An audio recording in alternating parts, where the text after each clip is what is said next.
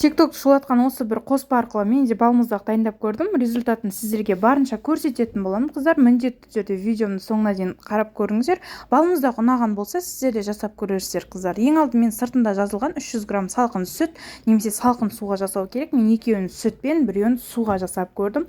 Сүтпен дайындағандарын негізі 3-4 минут, қоспаның барлығын салғаннан кейін 3-4 минут миксерлейсіз. Негізі осындай әдемі болып шығады. Клубничный мен шоколадный сүтке дайындадым мен.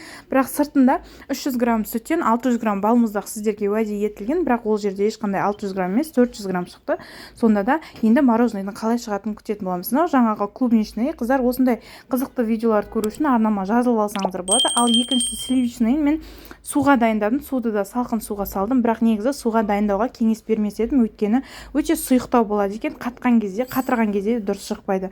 Міне мен мороженыйларым керемет шықты. Сіздер де жасап көріңіздер. Негізі өте оңай, кәдімгі ностальгияның дәмі.